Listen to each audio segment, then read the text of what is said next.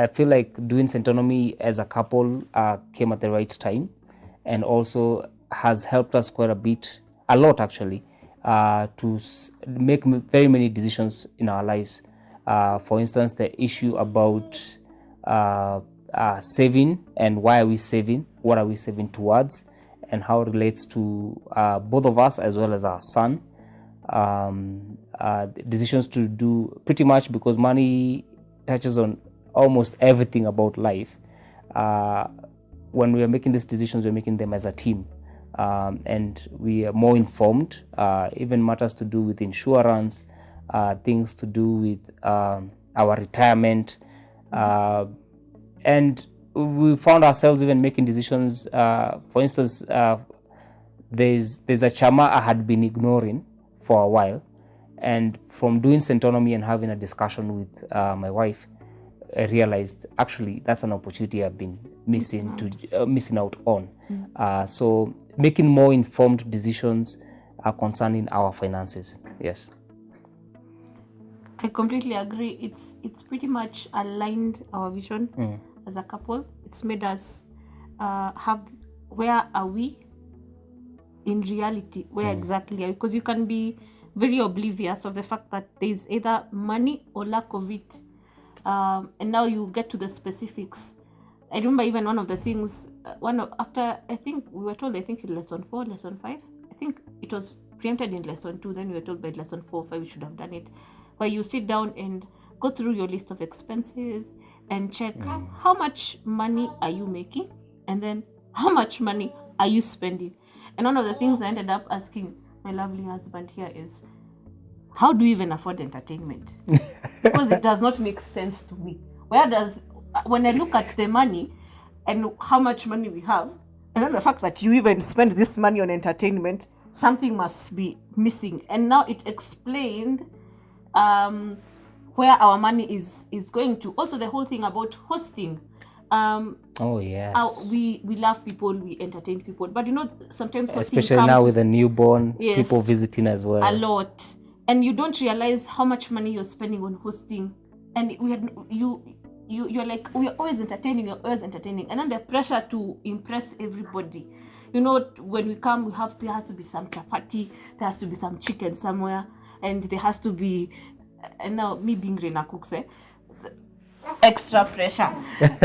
So and we love hosting. We especially her, she hosting. really loves hosting. I really love hosting. But now there's the whole thing. We had never sat down and thought about, or never put an amount of how much money are we willing to spend even on hosting, and what can we afford. So now we're very comfortable with serving a very sumptuous meal of some coconut rice and some beans, and being very comfortable at sharing that. It's the moments and the conversations and the time that is more important, and the pressure now to give everybody some kuku and some pork chops has decreased kidogo. So it doesn't mean we're not going to serve that. Yes, and I can tell you for a fact, there'll always be a throwdown when you visit. But the thing I like about us doing Centonomy together is the fact that we also became very honest with our financial health, if I may put it like that.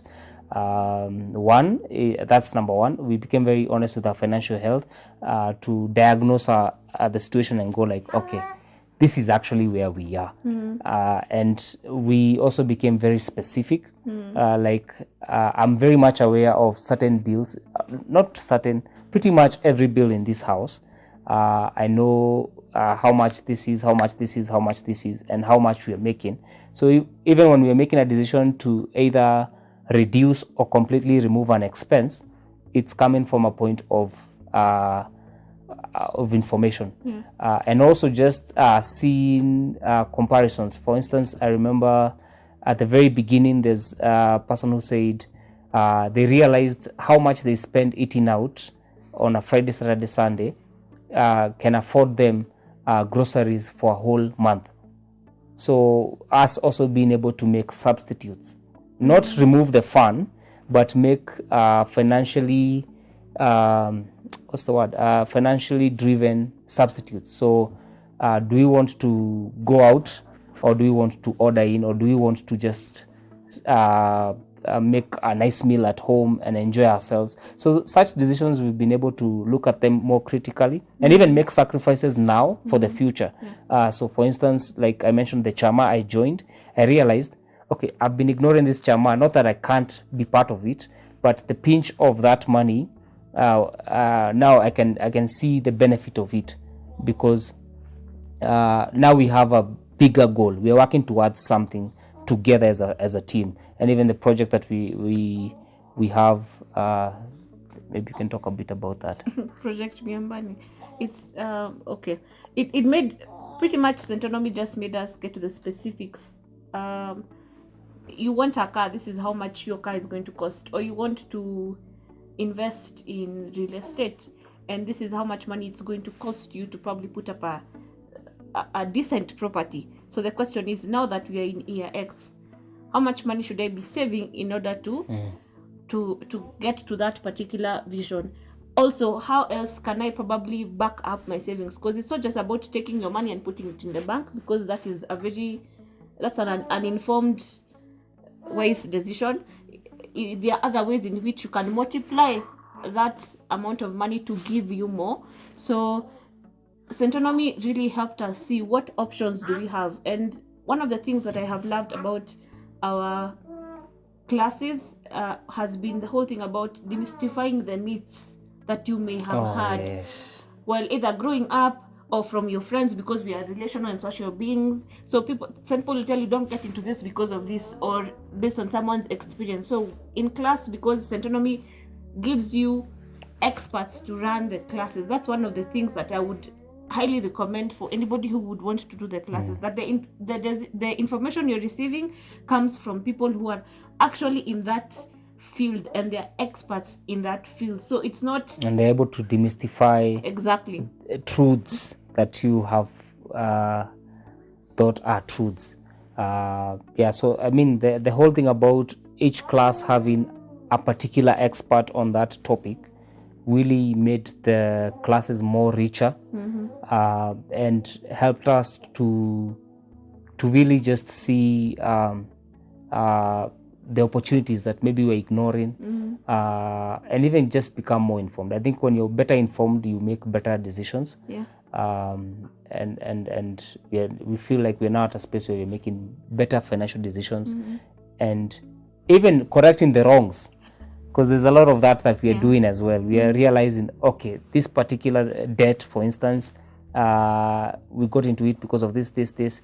We are getting out of it, and we are making now decisions never to make such a decision again. For us, I think the aha moment was the mind shift in terms of us thinking more abundantly about money, and backing that desire with strategic actions on how to achieve that abundance that we are thinking about.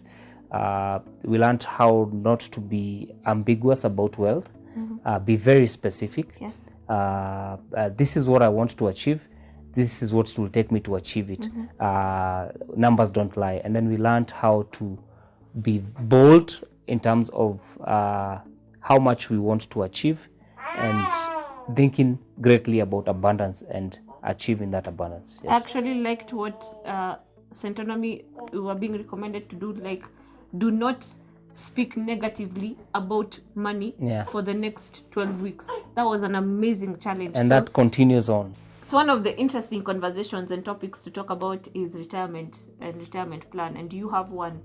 And what are you doing towards it? You'll talk about the will, you'll think about it. It's one of the topics that's mentioned in one of the classes.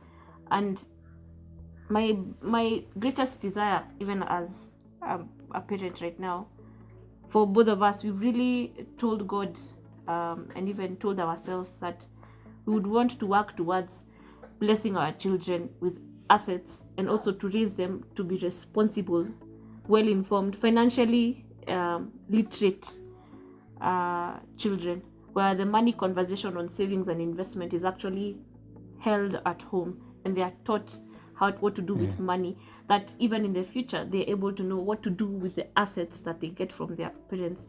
And the desire to also be the last people in our generation where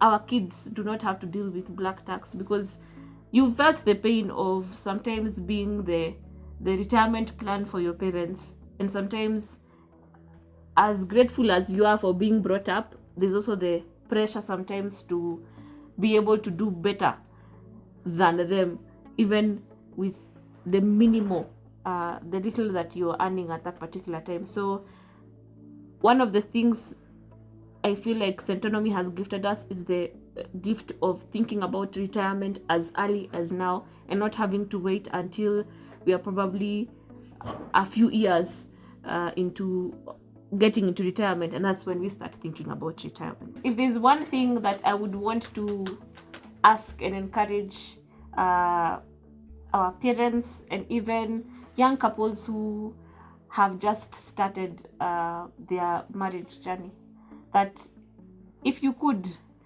I'd like to encourage our parents during weddings, as you hand out those bahashas, include a bahasha for the Centonomy class, and let this newlywed couple start their marriage financially literate. Then we can, at that point, we can comfortably say, at least we are doing something about this whole thing about finances being the reason why couples are divorcing, because they will get a chance to be informed and to make the right decisions as a unit, because sometimes it feels awkward when one of the, either the husband or the wife is the one in class, and then you come to trying to transfer this knowledge. Sometimes get lost in somewhere. translation.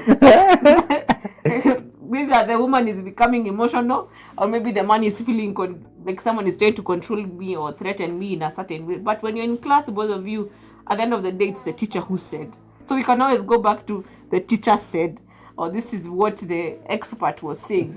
It is not me, it is not you, it is what we have learned together. So let's change our gifting system. Let's gift couples. Let couples make the decision to intentionally become financially literate, so that they can also be able to spare themselves the hassle of starting on a wrong foot and then figuring it out years later, and you have lost so much time. Remember, time value of money. It doesn't. The earlier you start, the better it is. It's true. I completely agree with my wife, Reina, that, and if you're attending a wedding this weekend, please consider gifting them with a fully paid Centonomy class. Yeah. Once they settle down, let them do the class, and that's for life. They'll thank you for that. Personally, I'd say there's a verse in the Bible that talks about wisdom being greater than riches. And a lot of the times, if somebody was to offer you 10 million shillings versus give you wisdom, a lot of the times somebody might just choose the money and not the wisdom. And you'll find that somebody without the right knowledge and wisdom about how to handle money, even with the 10 million, they'll circle back to poverty. But when you have the knowledge and the wisdom, the financial literacy, it's easy to start at zero. Yes. And find your way at the 10 million plus mark of wealth.